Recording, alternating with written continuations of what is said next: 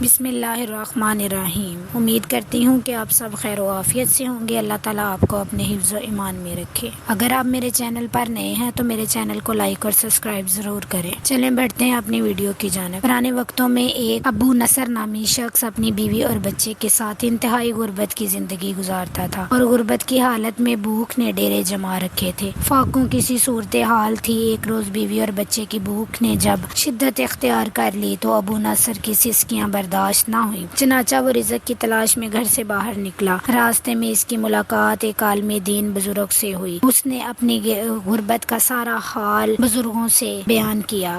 بزرگ نے اس کا ہاتھ پکڑا اور دریا کے کنارے پر لے گئے۔ جا کر کہا 2 رکعت نماز نفل ادا کرو۔ جب اس نے ادا کر دیے تو اس کے ہاتھ میں جال تھما دیا اور کہا بسم اللہ پڑھ کر اسے دریا میں ڈال دو۔ ابھی جال ڈالا ہی تھا کہ بہت بڑی مچھلی جال میں پھنس گئی۔ مچھلی کو باہر نکالا۔ بزرگوں نے کہا اس کو بازار لے جاؤ اور فروخت کر کے جو بھی معاوضہ اور قیمت ملے اس کا کچھ کھانے کو لے لو۔ جا کر اپنی بیوی اور بچے کا پیٹ بھرو۔ ابو نصر صیاد بازار چلا گیا اور مچھلی فروخت کی۔ جو بھی قیمت اور معاوضہ ملا اس کے عوض میٹھا نان اور ایک قیمے والا نان خریدا اور دوبارہ احمد بن مسکین کی بارگاہ میں آ گیا اور کہا محترم آپ بھی اس میں سے کچھ لے لو۔ تو بزرگ نے کہا کہ دیکھو اگر تم نے جال اپنے لیے پھینکا ہوتا تو کوئی بھی مچھلی نہ آتی، اور اگر میں نے اپنی ضرورت کے لیے تمہاری مدد کی ہوتی تو میں ضرور لے لیتا، لیکن میں نے صرف اللہ کی رضا کے لیے کی ہے، لہٰذا چلے جاؤ، جا کر اپنے بیوی اور بچے کا پیٹ بھرو۔ ابو نصر لے کر اپنے گھر کی طرف چل پڑا کہ راستے میں گیا منظر دیکھتا ہے کہ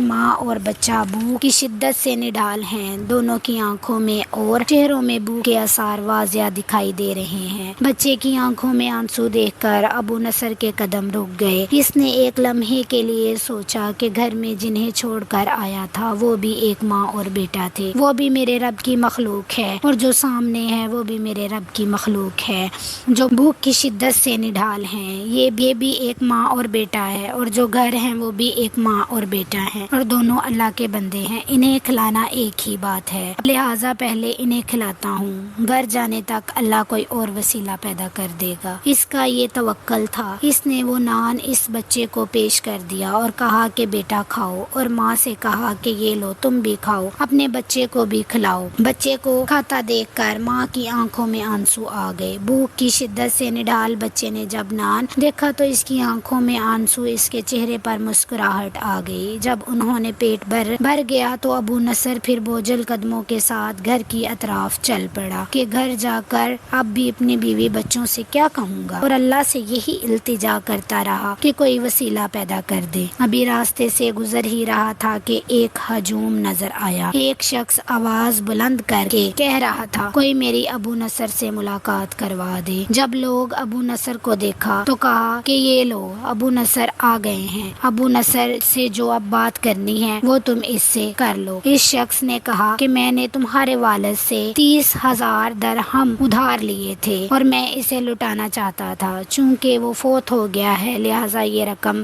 اب تمہاری ہوئی۔ ابو نصر بیٹھے بیٹھے راتوں رات امیر ہو گیا۔ اس کے بعد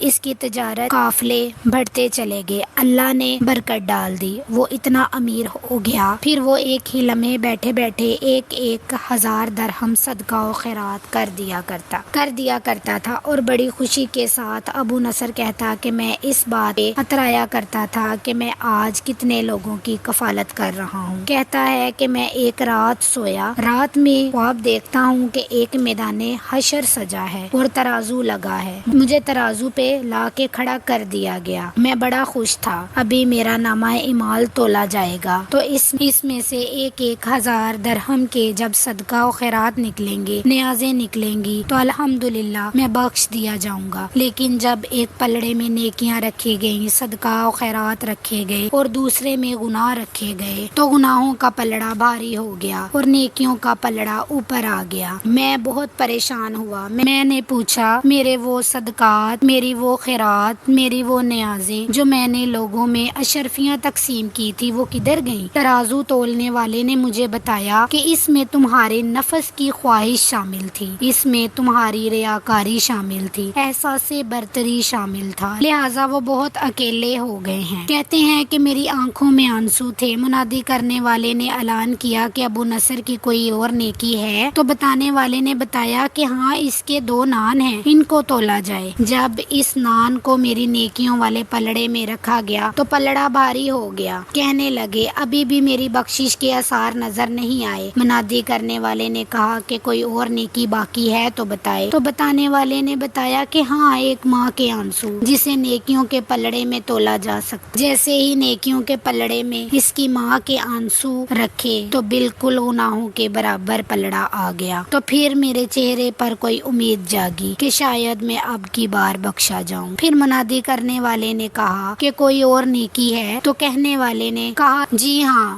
ایک بچے کی مسکراہٹ جو بھوک کی شدت سے نڈال تھا تو ابو نصر نے اسے کھانا کھلایا تھا۔ کہا جب اس بچے کی مسکراہٹ رکھی تو میری نیکیوں کا پلڑا بھاری ہو گیا اور مجھے نجات کا پروانہ مل گیا۔ کہا خواب ہی تھا لیکن میری خوشی کا کوئی عالم نہ تھا۔ پھر ہڑبڑا کر اٹھا تو چہرے پر خوشی اور غم کے ملے جلے آثار تھے اور فوراً اٹھ کھڑا ہوا اور کہا اگر اس روز میں نے جال اپنے لیے ڈالا ہوتا تو ایک بھی مچھلی نہیں آنی تھی، اور اگر نان اپنے لیے خریدے ہوتے تو آج نجات بھی نہیں ہونی تھی۔ اس واقعے سے ہمیں یہ سبق ملتا ہے خدا کے بندے تو ہیں ہزاروں، بنوں میں پھرتے ہیں مارے مارے، میں اس کا بندہ بنوں جس کو خدا کے بندے سے پیار ہوگا۔ اگر آپ کی زندگی میں اندھیرے بھرے گئے ہیں تو چپکے سے کسی پیاسے دیے میں تیل ڈال دیں، آپ کی زندگیوں میں روشنی آ جائے گی۔ واصف علی واصف فرماتے ہیں جن لوگوں نے لنگر خانے کھول دیے ہیں وہ کبھی محتاج نہیں ہوں گے۔ اس کائنات کے سفر میں اگر کوئی چیز آسمانی ہے تو وہ محبت ہے۔ جزاک اللہ خیر۔ خوشیاں پھیلاتے رہیں، صدقہ و خیرات کرتے رہیں، لیکن اس پر اترائے نہ، اترانے سے آپ کے اعمال ضائع کر دیے جائیں گے۔ اللہ حافظ۔